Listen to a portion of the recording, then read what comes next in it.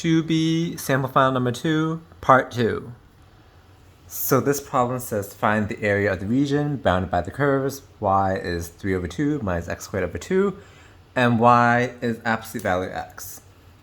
Okay, so let's sketch what the region looks like. So you should know that how the absolute value looks like.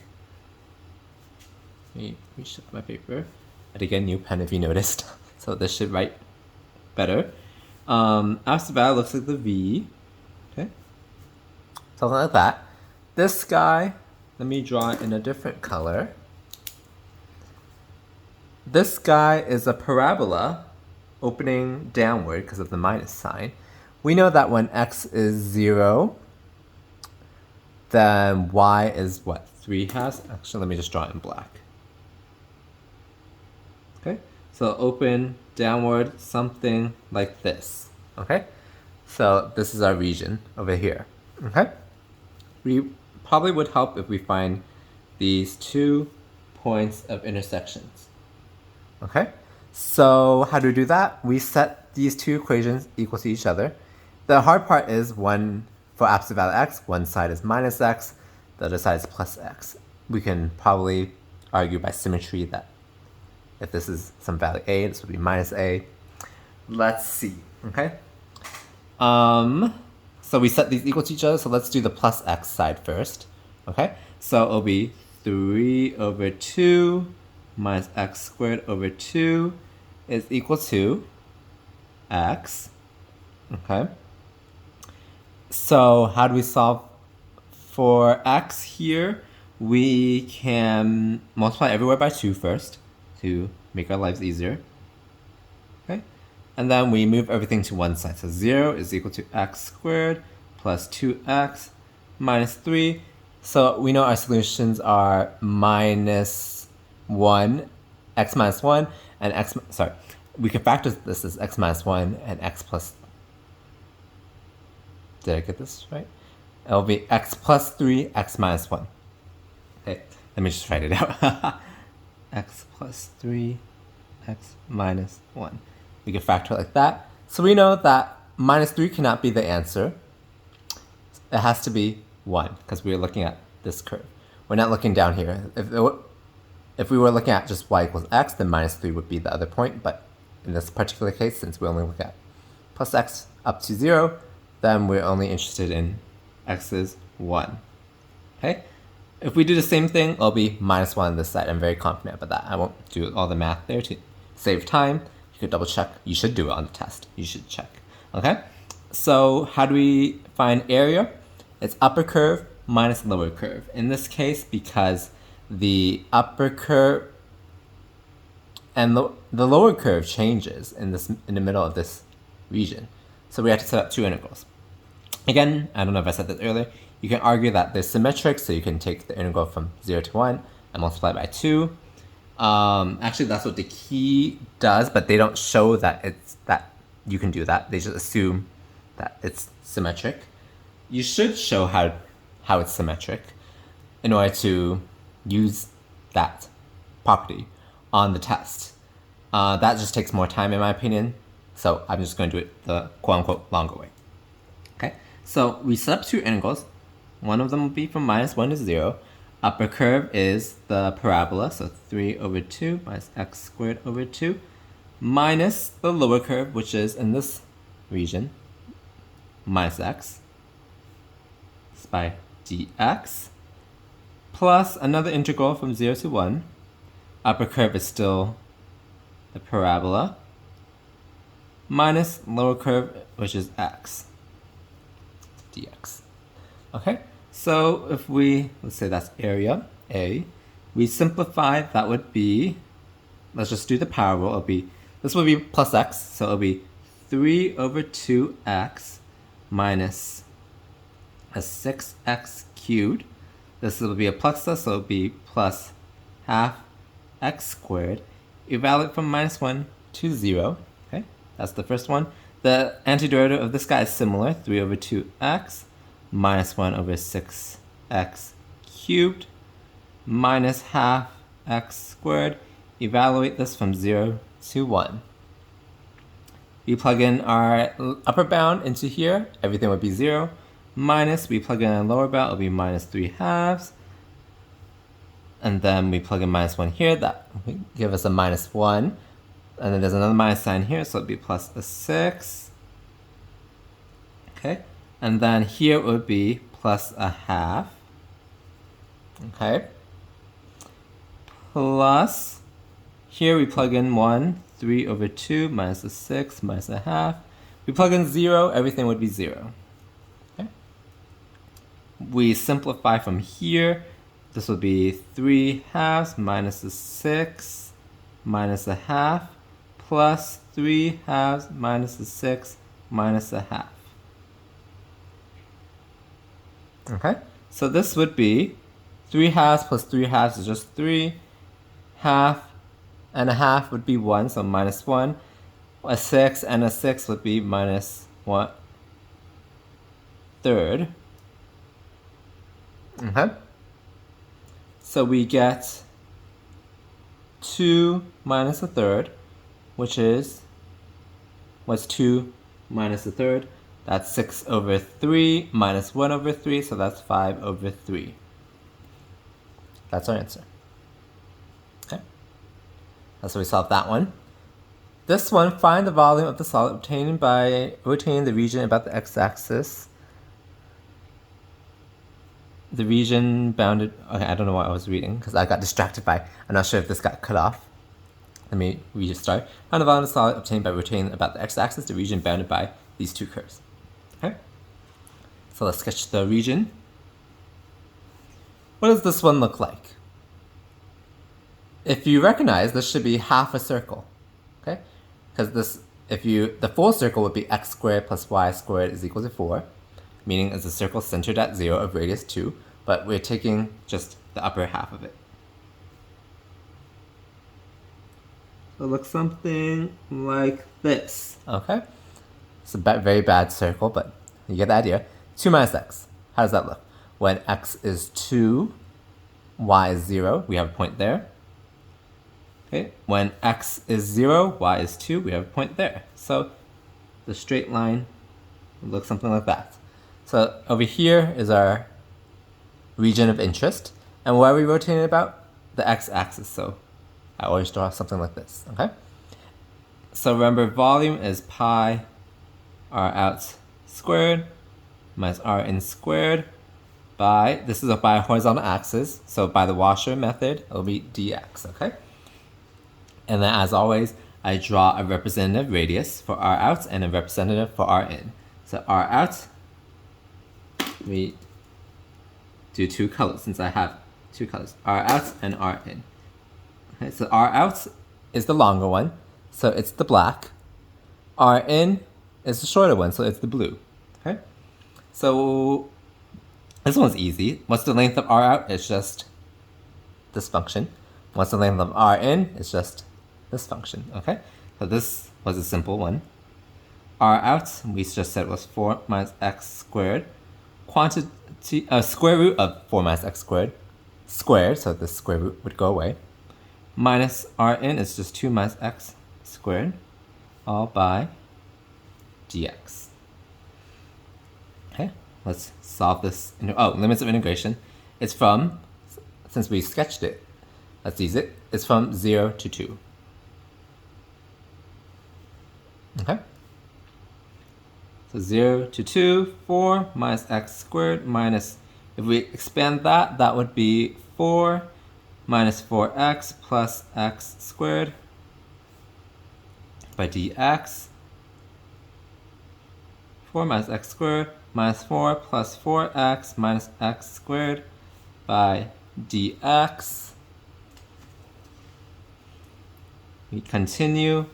This 4 and this 4 would go away. So we get integral from 0 to 2 of minus 2x squared plus 4x dx.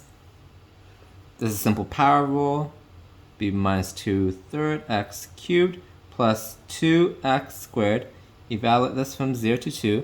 The lower limit is 0. Everything will go away. That's easy. So we're only worried about the upper limit. It'll be minus 2/3 times 2 cubed is 8 plus 2 times 2 squared is 4. Okay?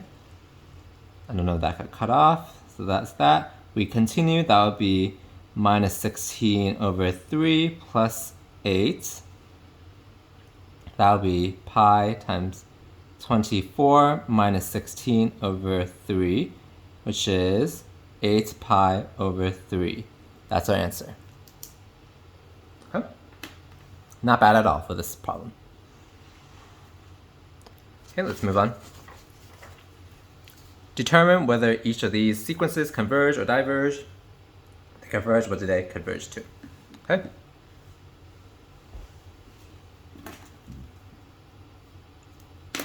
Use the black. We have limit n goes to infinity of the sequence a sub n. Okay? When n goes to infinity, we get infinity over infinity. Okay? So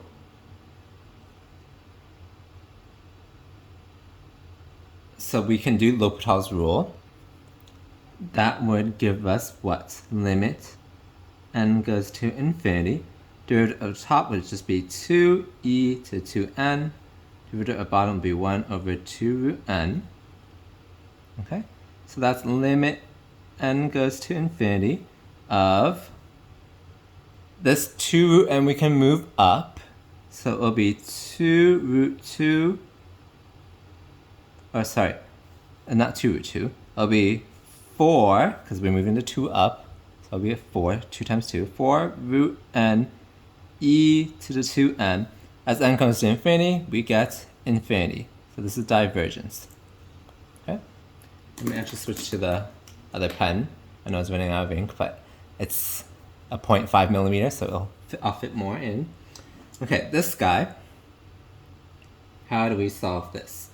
Well, we can take the limit as n goes to infinity of absolute value of a sub n. If this guy goes to 0, then an also goes to 0. If this guy does not go to 0, then we can't do anything. We can't conclude anything, okay? So if we take the limit n goes to infinity of absolute value, so the minus 1 to n would go away, 1 over n factorial, that's easy, that's equal to 0, so therefore, limit n goes to infinity, a sub n is also equal to 0. Okay? This is by that theorem, that monotonic decreasing theorem, if I believe. Is it a theorem? Yeah, I believe so. So you can do this. The key actually did it by the squeeze theorem, which I guess I can show you real quick too, because minus 1 to the n, we know this is between 1 and minus 1. You can't argue that. Okay? So minus 1 over n factorial is less than or equal to minus 1 to the n over n factorial, less than or equal to 1 over n factorial. This, as n goes to infinity, goes to 0. This, as n goes to infinity, goes to 0. Therefore, by squeeze theorem, this guy also goes to 0. You can do it this way too, but I thought of it to do it this way. This one, limit n goes to infinity of a sub n. I feel like I've done this problem before too. That when n goes to infinity, what does arctan of n go to? We just sketch what arctan looks like. Over here is the asymptote, over here is the asymptote, so when n goes to infinity, this goes to pi over 2. Very easy. Okay? Arc length, I don't know if they test you this on 2B, math 2B right now, but I'll just do it. Compute the arc length over this interval, okay? So remember, arc length is integral from a to b square root of 1 plus dy dx squared dx, okay? So let's find dy dx. What is that? That's ln of y is ln of cosine, so it'll be 1 over cosine x times derivative of cosine, which is minus sine x, which would be minus tangent x. Okay, so dy dx squared is just tangent squared. Okay, so 1 plus dy dx squared is 1 plus tangent squared x.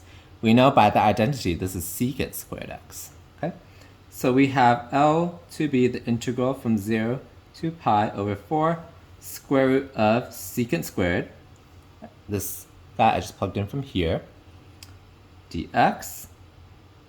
When we take the square root, since we're in the interval 0 to pi over 4, secant is always positive at that range.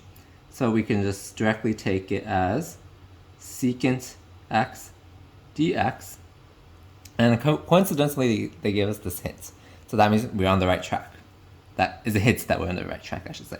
That's ln of secant x plus tangent x.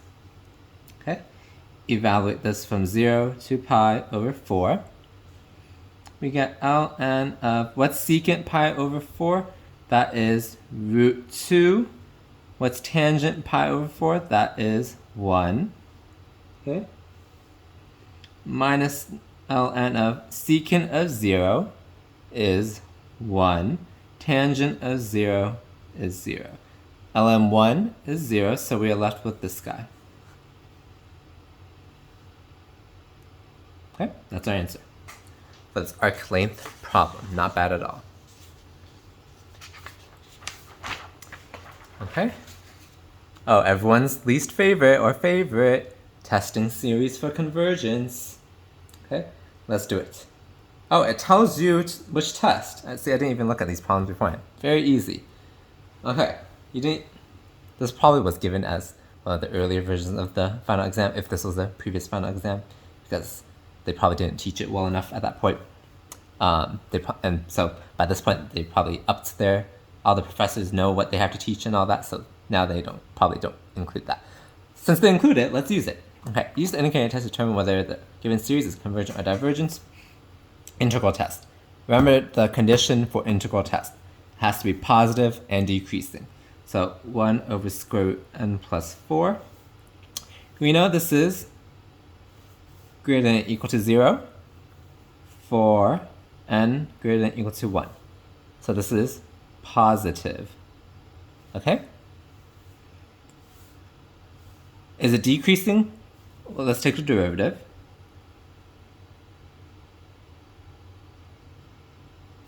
Okay? Derivative of that guy would be minus half n plus 4 to minus 3 halves. And we know that this guy is less than or equal to 0 for n greater than or equal to 1. So it's decreasing. Okay?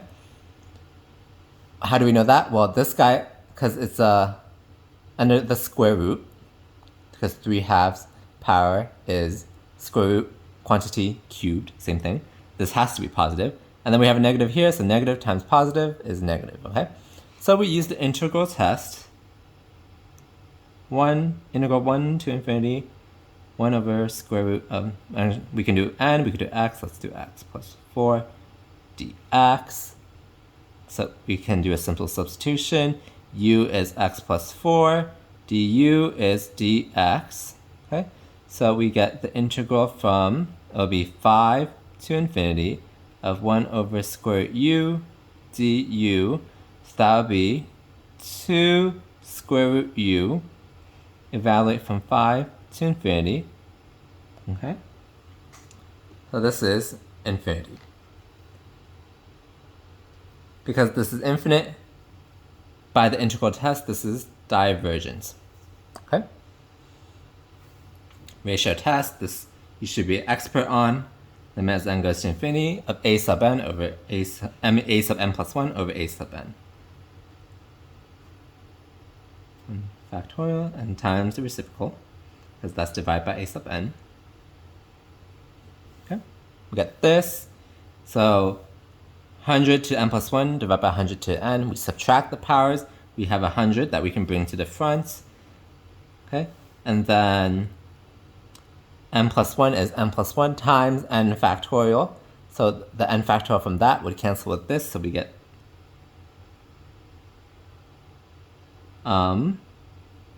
what did I just say? We have this. Okay.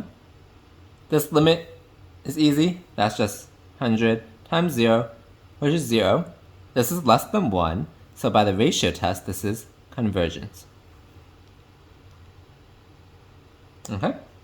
Next, alternating series test.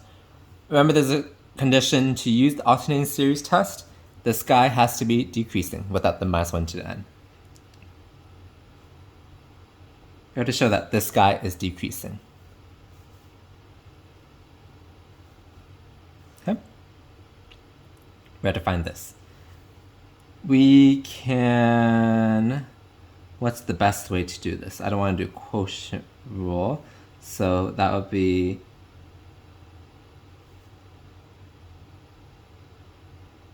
Maybe let me just do quotient rule.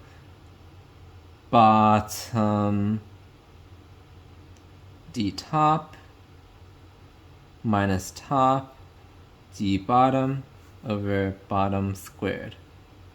Okay? That's how we do this one. So we know that... How do we know that this is decreasing? This guy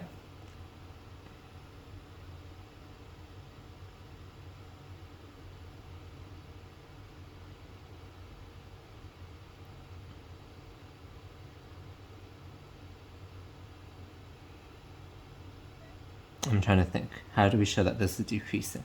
Should we do the easy part first? Limit n goes to infinity of square root n over 2n plus 5.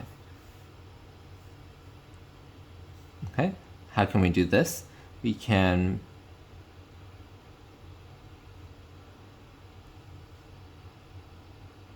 is n to the half divided by, we factor out n. That would be 2 plus 5 over n. Okay, and then this would, we can reduce. This would be a half on the bottom. Okay, so this guy would go to 0. This 5 over n would go to 0. So we are left with 2n to the half. As n goes to infinity, this guy would also go to 0. So, okay, we show that it does go to 0. We have to show that this is decreasing.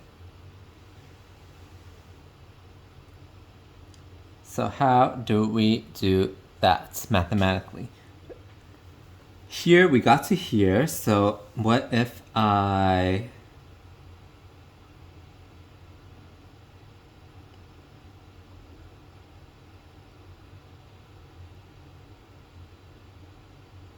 as n gets bigger,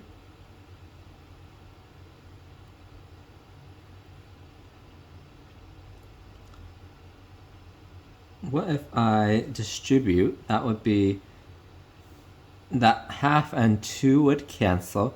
N divided by n to the half would be square root n, okay?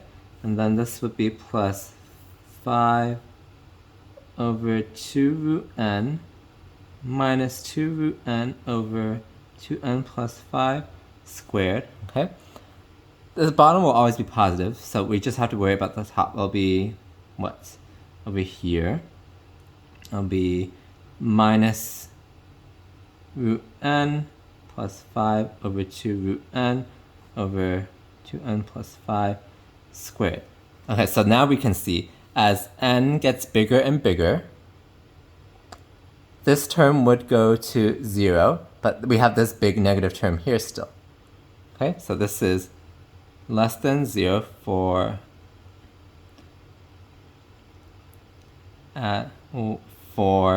large n, let's say. So it is decreasing. Since the derivative is negative, then therefore root n over 2n plus 5 is decreasing, okay? And then we took the limit of the absolute value of the sequence, so that's 0, so this is convergence, okay? Sorry, this is all over the place. So to recap, to use the alternating series test, we have to show that the sequence, the absolute value of the sequence, is decreasing. So we took the derivative, we did some simplification up to here, and then I noticed that as n gets bigger and bigger, this term would be insignificant because it'll go to 0. This is always positive, But this is always negative. So this term would make this negative for large n. So we show that this guy is decreasing. So we can do this limit, n is 0, so it converges by the alternating series test. Okay? This guy tells us to use the limit comparison or comparison test. I would probably use the limit comparison test. So the technique is to pick the biggest degree. So that'll be n squared over n cubed. Okay? Whoops. So that's the same as 1 over n. Okay? So let's take limit n goes to infinity of n squared over n cubed minus 1 over 1 over n. So that's limit n goes to infinity of n cubed over n cubed minus 1. We take this limit. Remember, we could do the horizontal asymptote test, same degree. So take the ratio of the leading coefficients. This is 1. This is greater than 0 and less than infinity. So by the limits comparison test, since we got this, since the thing we compare to, the harmonic series, is divergent, this guy is divergent. Okay? That's how we do these problems. Not bad at all, especially because they gave us a test. The only bad part was showing this guy was decreasing. Okay, last two problems. Last three, technically. There's a number 13 down there. Okay. Find the sum of the following series. Okay, so it has to be something that we know how to do. Know how to find the sum of, I should say. We can rewrite this as summation n goes from 1 to infinity, 3 to the n over 5 times 5 to the n. Remember, you can combine these by adding the powers, so we can do it the other way. You can break it up. Okay, so this is the same as a fifth summation n goes from 1 to infinity, a 3/5 to the n. Since this common ratio is less than 1, absolute value of this common ratio is less than 1, we know how to find the sum of that geometric series. So the fifth stays the same. Remember how to find this guy? Oh, it's starting from 1. So the first term is 3/5. Divide by 1 minus the common ratio. Okay, so this is a fifth times 3/5 over, that would be 2/5. Okay, so this would be a fifth times 3 over 2, which is 3 over 10.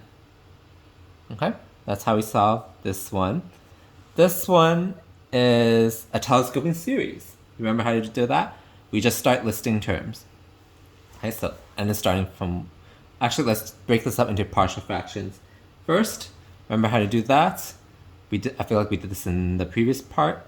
So it's a over n plus b over n plus 3. That's equal to 1 over n plus 3.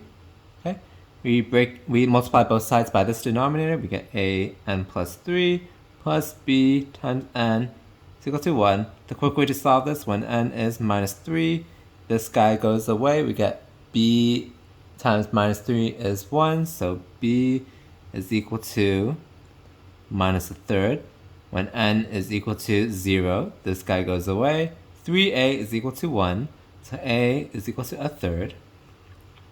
So we can rewrite this as summation n goes from 1 to infinity of the partial fractions, so 1 over 3n plus, it'll be a minus 1 over 3n plus 3. I distribute, actually, 3n plus 9. My bad.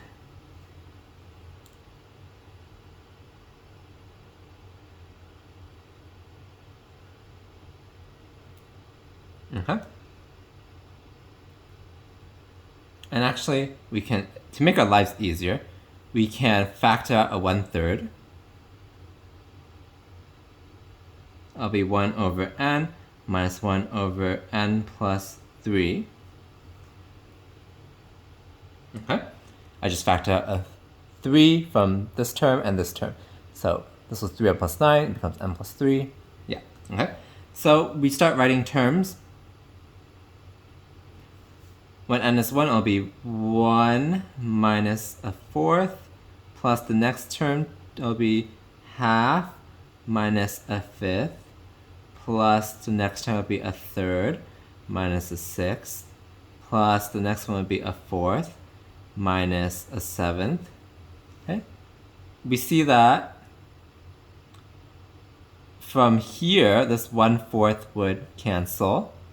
Okay? So the next term will be, okay, let me just write it, dot dot dot, plus a fifth minus a eighth plus a sixth minus a ninth. Okay, so this, what was that? This 1/4 cancels with that. This 1/5 cancels with this. This minus 1/6 cancels with that. Okay, so the next term would be 1/7 minus whatever. That would cancel with this. So everything else cancels. We are left with these three terms. And the inside, so it'll be a third times 1 plus half plus a third. Okay? So what is that? A third times, that's 3/3 plus, actually we need it in terms of 6. So it'll be 6/6 plus 3/6 plus 2/6. So that would be, sorry, this is 6/6. It looks real bad. Okay, there we go. 6/6, 9, 10, 11. 11/6 times a third, which is 11/9.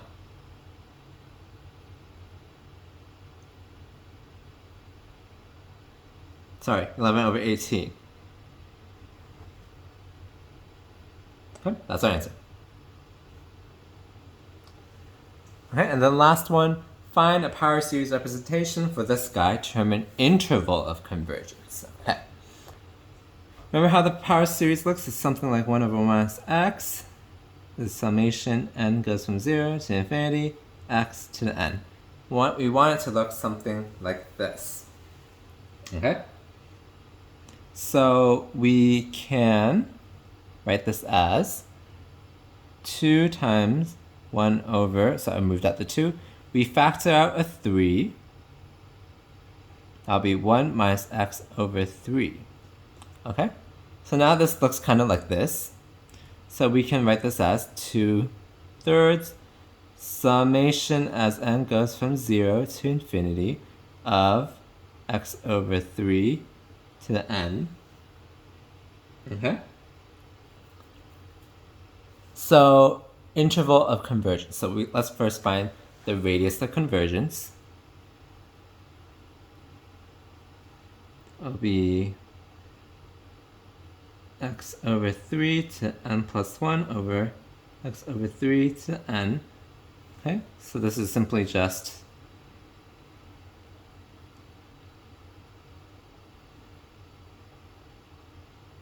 x over 3. Okay, because we are left with, okay, let me write one more step.